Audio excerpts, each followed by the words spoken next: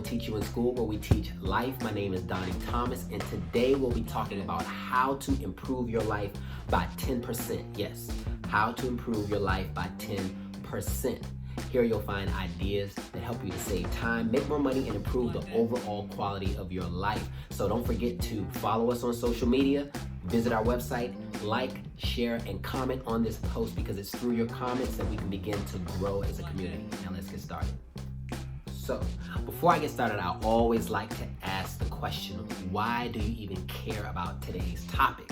Well, I guess I'll start by asking you some questions to really spark that discussion. The first question is, how many of you believe that your lives could be better? And I want you to think about that. Now, how many of you are actually doing what you need to do in order to get there? And lastly, how many of you believe it's actually working? Now, regardless of what your answers are to those questions, whether it's all yeses or all nos, there is still light at the end of the tunnel. Now, some of you might be saying, look, there better be light at the end of the tunnel. That's the whole reason why I'm here, listening to what you have to say. And absolutely, I'm going to get to it, so stick in there with me. But before I get there, I do want to address the question of why the questions that I just asked are so important. And they're important because somewhere along the way, when we grow up, we lose our sense of curiosity. We lose the urge to ask why and to push ourselves beyond who we are in order to continue to challenge conventional thinking, because we've gotten complacent over time. And I remember when I was young, dumb, and full of fun. I was full of fun. I don't know what you all were full of, but I was full of fun. But I was also filled with curiosity. A curiosity that was unrivaled with my friends. I mean, I would go home and I would read scientific books just to look up experiments to conduct while I was at home. I would read the encyclopedia when we had the hard copy from A to Z, just to learn about topics and animals and all kinds of people across the globe. I had that sense of curiosity, but that curiosity and that energy needed to be honed and needed to be directed. And luckily for me, I was able to find that direction through my parents and through mentors and coaches that I met along the way. Now, when I say the word coach, where did your mind go? For many of you, you probably thought of a stadium, thousands of people. You probably thought about your favorite team or a sport. You probably thought about an individual, a more mature individual, standing on the sideline, screaming, flipping over tables, throwing water jugs, whatever they need to do in order to motivate their team and get to the ultimate goal, which is to win the game. But how many of you thought about a personal coach? How many of you thought about a professional coach? I know at the time when I was younger, I didn't start to think about those kinds of things until I got a lot older. Now, when I got older, I remember being in a leadership position at the organization I was working for, and I was told that I would be getting a coach as part of the leadership program. And I said, I get a coach. I get a coach. I get a coach. That was big, that was fancy, that's what the big wigs got. But I didn't know what the hell a coach was. I didn't understand what a coach was until a lot later on. I knew as I was going through the experience that it was beneficial for me, because I saw progress in my life. I saw things happening that did not happen before, because I didn't have that accountability partner holding me to the things that I said that I was going to accomplish. It wasn't until later on that I read and learned more about coaching, and the International Coaching Federation defines coaching, and I'll paraphrase it here, as partnering with clients in a thought-provoking and creative process that helps those clients to maximize their personal and professional potential. And I said, there's a baseline. What a coach is not. A coach isn't a mentor. A coach isn't a counselor or a consultant or even a psychiatrist. Although we would love for a coach to embody all of those things, that's not what coaching is. But the one thing I found through all of the individuals that have coached me is that the best coaches are able to coach while sprinkling in just a little bit of mentorship as needed along the way.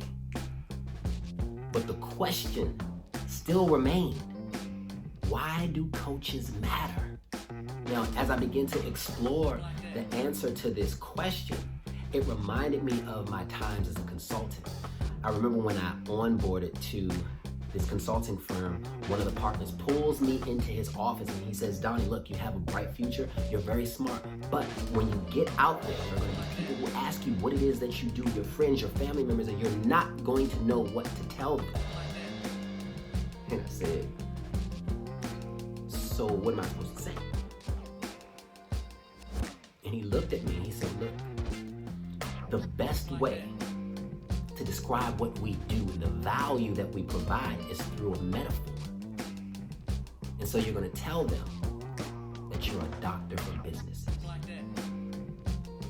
And I said, I got it. I understand it, because doctors, they identify, they diagnose, and they prescribe, all with the ultimate result of healing the patient. And so as a consultant, we identify, we diagnose, we prescribe solutions, all with the result of healing the problem of that business. And so I said, okay, well, let me try to apply this same kind of thinking to coaching. What metaphor would I use? Now, the obvious one, which wasn't as obvious as it is now, is to go to thinking about an athletic coach. But I started with thinking about a vehicle. Because when I thought about my experience with coaches, it was like I was jumping in a vehicle that allowed me to navigate to where I wanted to go a lot more efficiently than I could if I had done it on my own. But I also understood that all vehicles are not created equal. And so I said, well, let me digress. Let me go back to the example of an athletic coach, because that's where most people's minds go. And so I thought about it and I said, well, that makes sense as well, because when you look at the definition of a coach, a partnership with clients in a thought-provoking and creative way that helps that client to maximize their personal and their professional potential. I thought about all the examples of coaches that mentor these young men and women and help them to build the legacy that they want to leave behind for their family, for their fans. I thought about those coaches that help the players to analyze the players while they're out there on the court, out there on the field. And I thought about the process. I said, oh, well, this is the process they're going through. They are helping them to plan, position, pursue, and pass on their legacy, ultimately with the result of going beyond self-actualization. And for many of you who are familiar with Maslow's hierarchy of needs, there are several different tiers of needs in the human experience, and the top two have to do with esteem and self-actualization. Now, esteem really involves the ego, the ego, accomplishing things, status, those kinds of things. And when we talk about self-actualization has to do with realizing your full potential. And I said, I got it. That's so powerful. Coaches help people to realize their maximum potential so that they can go beyond self-actualization. And there's actually studies that shows that Maslow was actually looking beyond self-actualization at a concept called beyond self-actualization, which really dives into what legacy you're going to leave behind. And so that's why coaching and coaches are so important. That's when I had my aha moment. But like many of you, I'm also a skeptic. So I said, show me the money, Donnie. One of my core principles revolves around fact-based solutions. So I don't do or recommend anything if it's not rooted in facts and research. And so I said, let me research. And in my research, I found something that was so interesting. You see, it was through my research that I found that there was a study that was mentioned by the International Coaching Psychology Review. And in that study, there were 2 structurally identical 7-week coaching programs that were run. And there was obviously a control group. And in this control group, there were individuals that did not receive any kind of coaching whatsoever. And the results were astounding, because what the results showed were that the individuals that received coaching performed from 2 to 10% better than the individuals that did not receive coaching. And if you don't believe me, I've also included the link for that particular study below, because I want you to fact check me. I'm all about facts. But again, this video is about how to improve your life by 10%. And that was my proof. And so after I read and I studied, then I arrived and I said, why is it that people aren't getting coaches? Why don't more people have coaches? So I asked the question. I asked the question to the clients that I coach.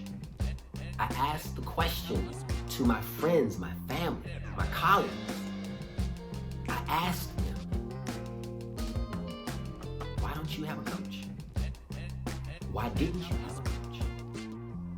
And the answers that I got back were actually really interesting. There were 3 key things that were mentioned during these discussions. The first was that some of them just did not see the value of a coach. Now, we talked a little bit about the value of a coach, and I supported it by a study that I talked about a little bit earlier, but let's go back to the example, the metaphor of the vehicle that I talked about earlier as well. Let's say, for example, they built a walkable bridge from Washington, D.C., where I'm from, all the way to Beijing, China. That's about 7,266 miles approximately. Now, the human being walks on average about 3.1 miles per hour. So at that pace, if you decided to walk alone, you'd get to China in about 2.5 years, give or take a year, considering the fact that you would not be able to rest, or you would not be able to eat, or do any of the other things that you would do in your normal human experience along the way. And so that's the value of coaching. It facilitates the experience of your journey in a much more efficient, effective, and safe manner. Why is that not valuable? What makes that not valuable?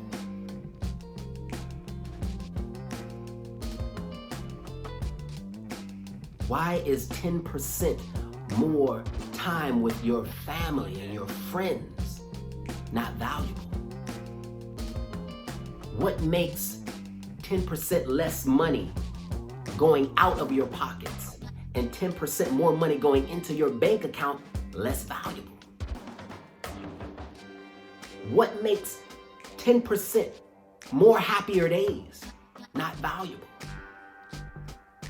Assuming that the human being lives on average 70 years, that's approximately 7 years of happier days and times. Why is that not valuable? Why isn't it valuable? And the other thing that they mentioned was the expense. Well, I'll say this. The coaching experience, depending on what kind of vehicle you use, can be less than it costs to go out and have fun on the weekend. But it's about priority. How serious are you about improving your life by 10%, if not more? How serious of a goal is that for you? But the last one, which I thought was so pivotal, because here's the opportunity for you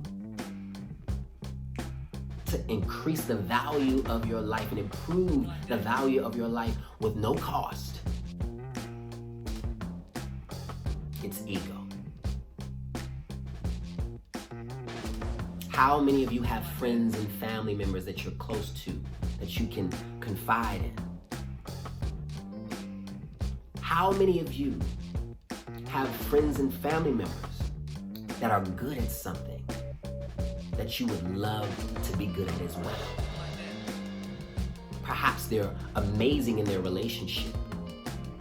Perhaps they are an amazing businesswoman or businessman.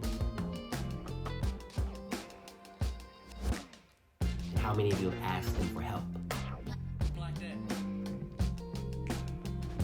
You see, if you haven't reached out for help, now's your opportunity, now's your chance for that mentorship. It's the stepping stone to coaching.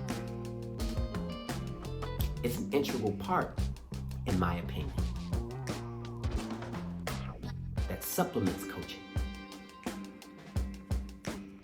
And you can get it for free if you would just look to your left and look to your right and ask those around you for help. And this is why I tell my clients, I say, don't allow your ego to get in the way of your evolution. Throw your ego in the trash. Set it out on Tuesday or whatever day that is that they come to get your trash.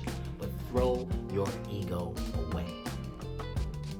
Because when you don't throw your ego away, you lose out on your opportunity to improve your life by 10%. Now with that, I'd like to thank you so much for listening today to how to improve your life by 10%. Don't forget to follow us on social media, visit our website, like, share, and comment on this post because it's through your comments that we can begin to grow together as a community.